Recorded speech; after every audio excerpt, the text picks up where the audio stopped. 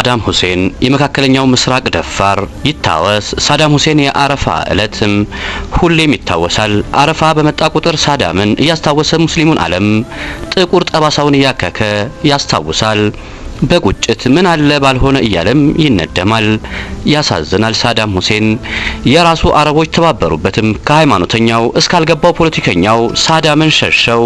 በዚህ ወቅትም ለሳዳም ብቸኛ ቀንደኛ ለመሞት መንስኤ የነበረው ሙስሊሙን ዓለም የከፋፈለው የበጠበጠው ዋሃቢዝም አስተሳሰብ ነበር ቢባል አልተጋነንም።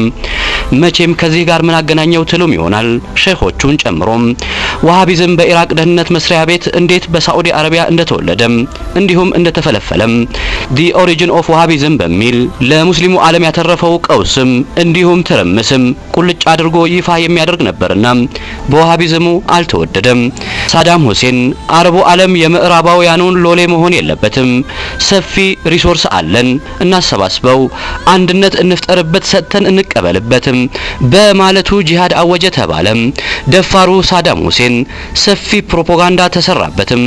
ዓለም የምር እስኪመስለው ድረስ አሜሪካ ድራማውን ተወነችው። አረቡ ነዳጁን ለመስጠት አመነም። ሚስኪኑ ደፋሩ ሳዳም ሁሴንም ለብቻው ከሃያላን ጦር ጋር ተፋጠጠም። ዓለም በረከክም። ዓለም ኢራቅ ተወረረች። ምዝበራው ስርቆቱ ሌላ ነው። ከዚህ በላይ የፈሰሰው ደም ደግሞ እጅግ ያሳዝናል። የመካከለኛው ምስራቅ ደፋሩ መሪም ሳዳም ሁሴን ከአስቸጋሪ የጦር ምልልስ በኋላ ተያዘ። ግን አለግፈኞች አንገቱን አላቀረቀረም። ቀና ብሎ ተራመደም።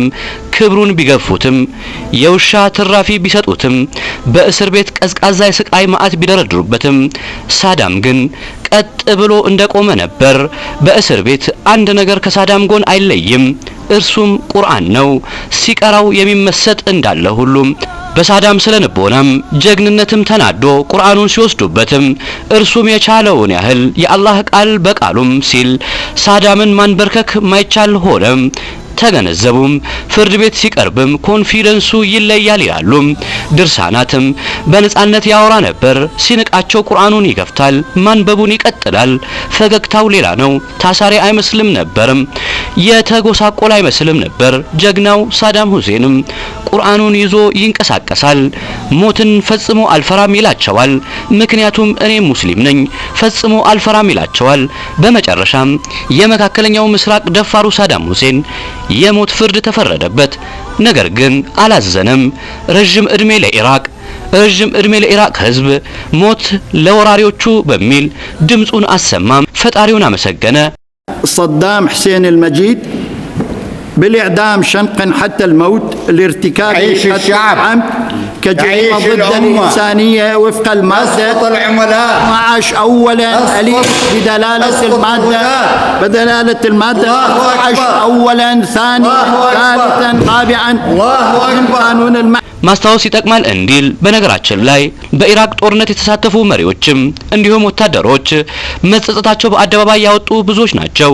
ሳዳም ግን ለእውነተኛ ዓላማው ጸንቶ ቆሞ ገዳዮች ገመዱን አዘጋጁትም፣ በደፋሩ አንገት ላይ አጠለቁትም።